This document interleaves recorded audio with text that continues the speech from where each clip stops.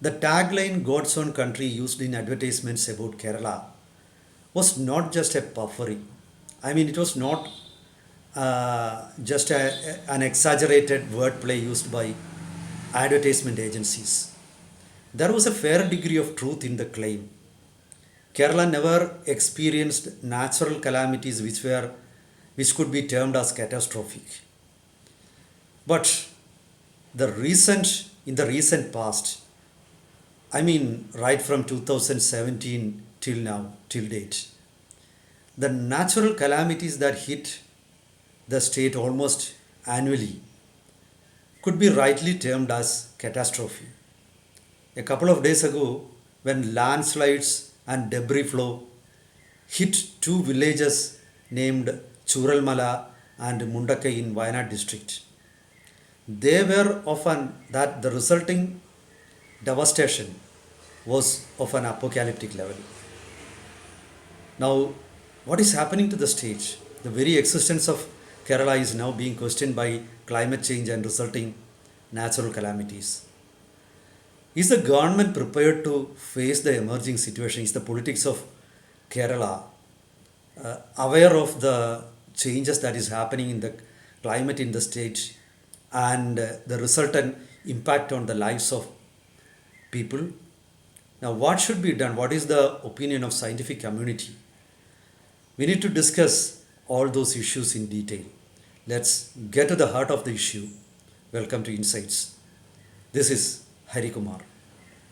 A couple of days ago, when landslides and debris flow hit two villages, Churalmala and Mundakai in Wayanad district, a picturesque district known for the bustling tourism industry, the result was truly apocalyptic.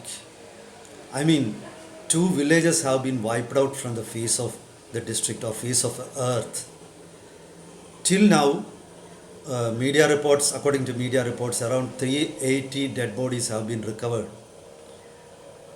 More than 200 people are reported missing.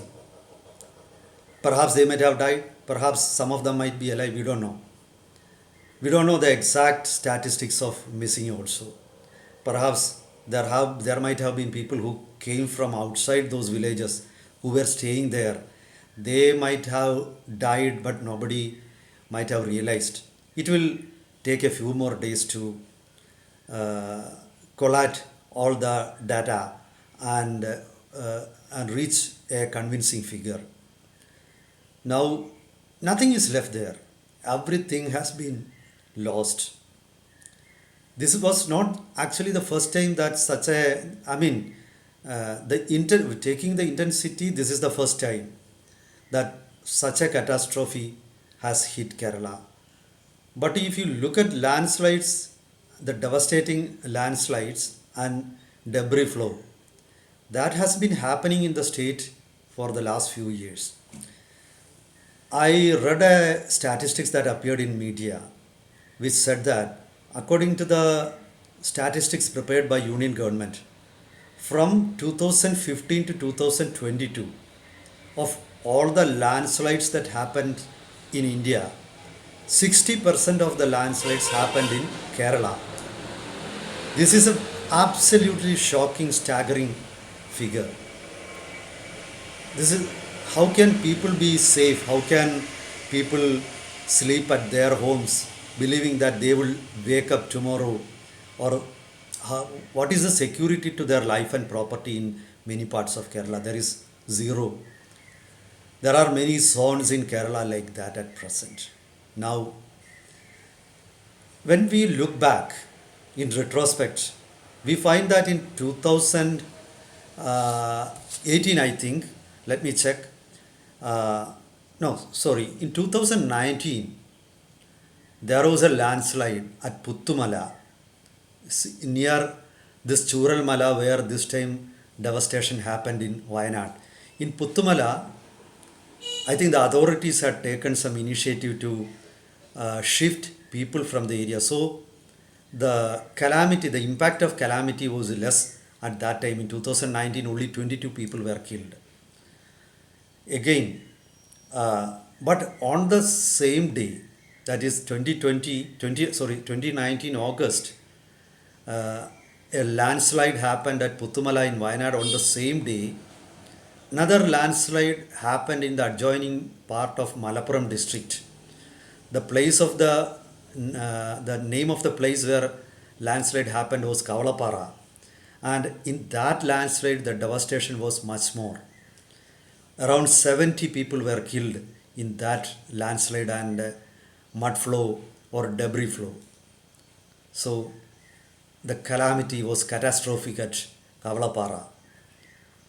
I think still the government has been unable to recover some bodies from those areas. Some people are reported missing till now. The very next year in 2020, another landslide hit another district, Idukki district.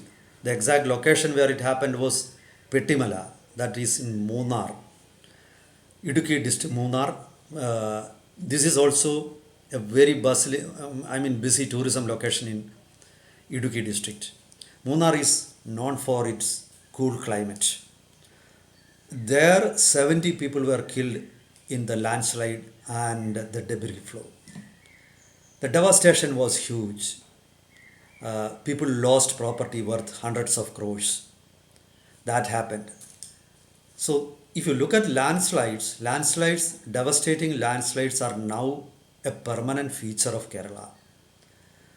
But sadly, the authorities have not been able to make any meaningful intervention in those areas. This is a stark or naked truth. We have not been able to, despite repeating recurring calamities, we have not been able to control them or mitigate the effect. We may not be able to stop them because this is a natural calamity and the reasons are many.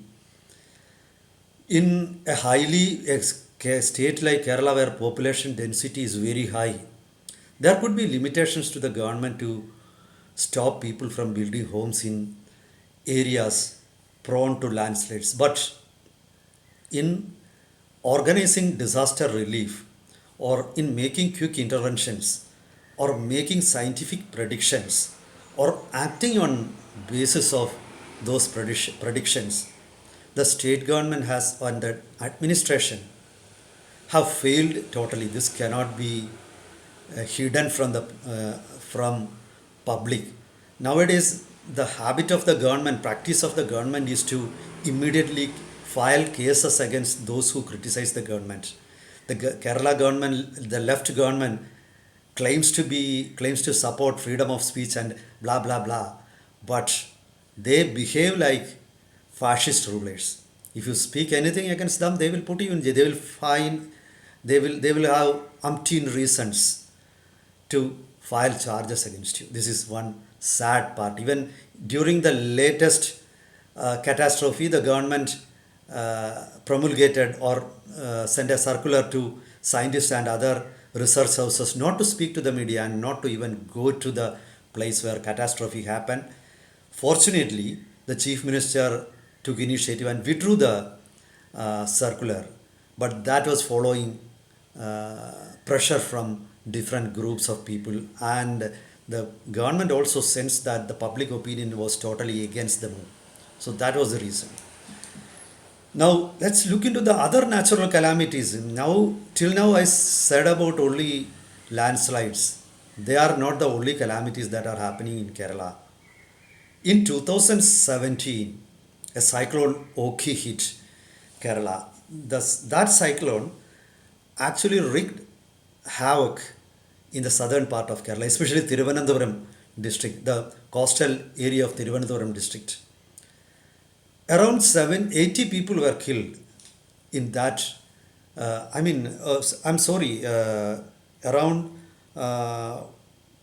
89 people were killed in Oki. So that was a shocking number. There was warnings about the impending cyclone, but I don't know what happened. The government could not control the calamities. You need to remember that in the past, in an underdeveloped state like Odisha, there was a time before 2010 when around 10,000 people were killed. You cannot imagine the level of devastation, thousands getting killed. But now, recently, a couple of years ago, when a cyclone caused devastation in Odisha, the number of human calamity was reduced to less than 10. This was a magnificent achievement for the state government, Odisha government. You have to really congratulate them for that. But look, as Kerala, whereas it is a state which claims to be developed, which has got many scientific institutions, which has got enough resources, which has got a very vibrant police force.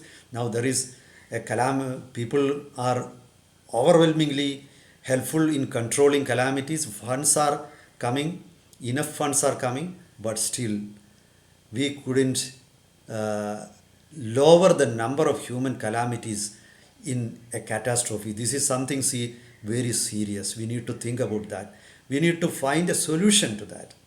Now, after Oki, in 2018 and 19, two devastating floods hit Kerala.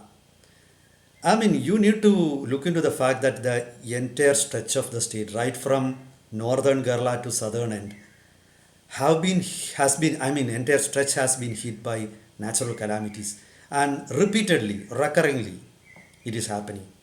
In 2018 and 2019, the floods happened mainly in central Travancore area. I mean, in parts of Alappuzha district, Pathanamthitta district, then in area some of parts of Kottayam district also.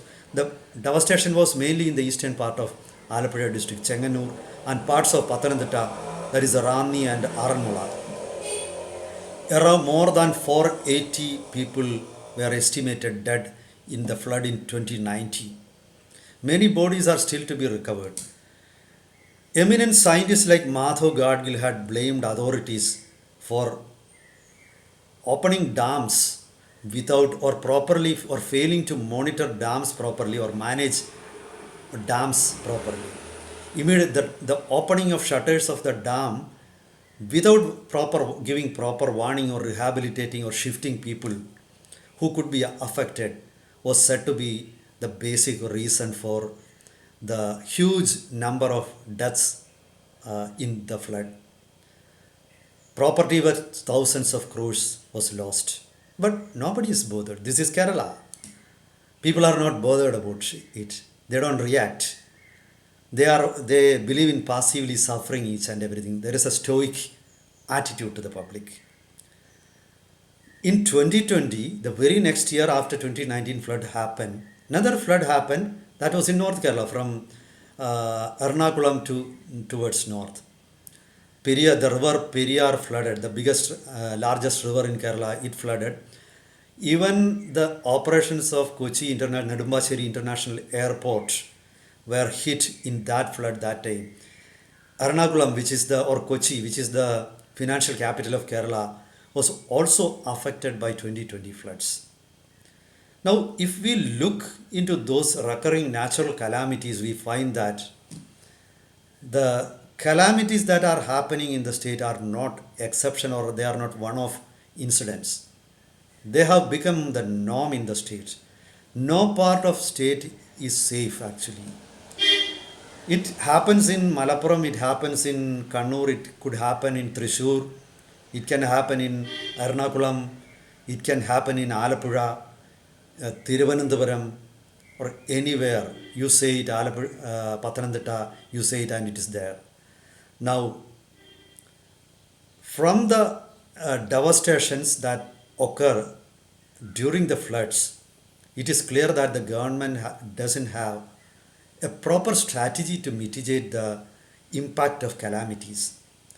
There is no proper warning systems also. There is the police and the other authorities or fire and rescue or disaster management groups.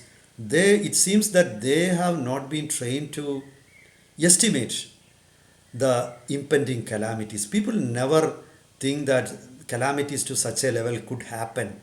There is a false sense of security and safety in the minds of people because the people of Kerala were not have not experienced such catastrophic natural disasters in the past.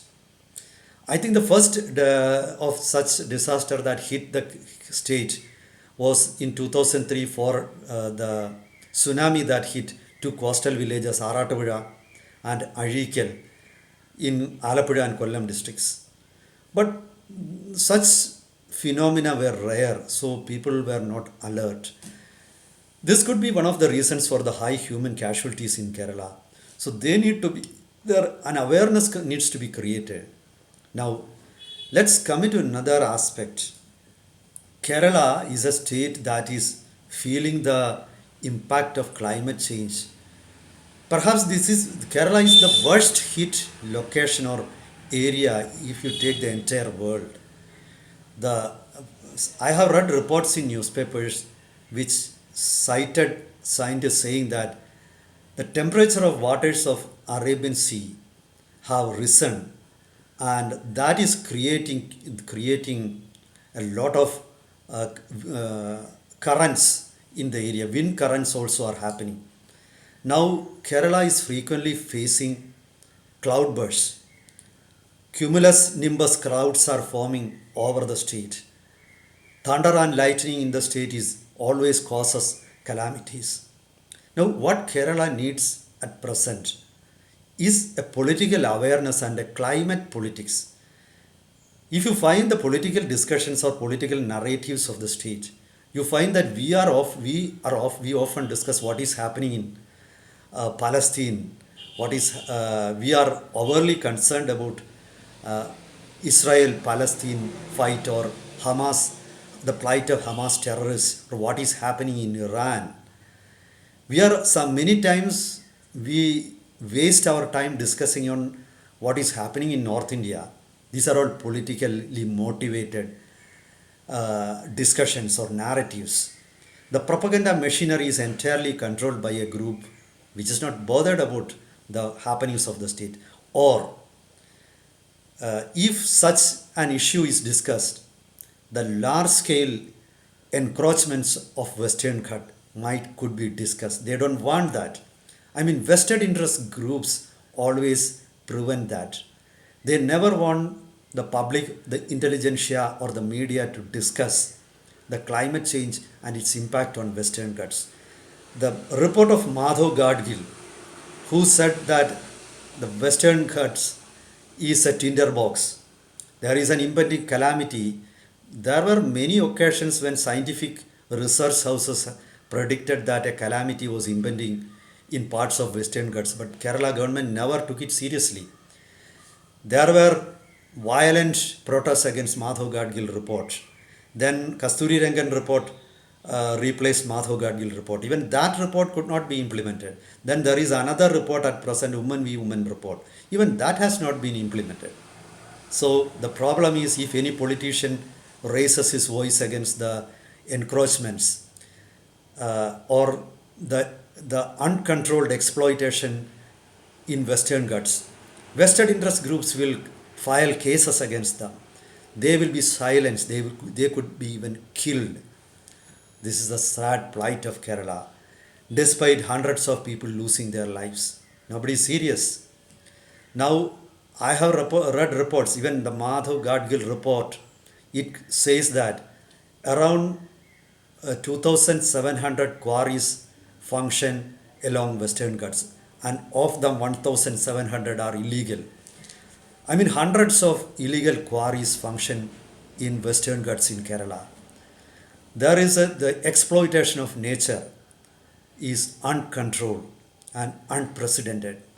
Nobody speaks against it because political parties and bureaucracy, the law enforcement agencies all get a share of booty. Nobody is willing to take action unless the politics of state changes. I mean, Kerala should have a green politics, a new political movement, a new style of decision making, a vision and gumption to implement the findings of research houses and scientists. Only if such a government replaces the present politics I mean, the total politics needs to be replaced. Only then you can hope of a safe Kerala.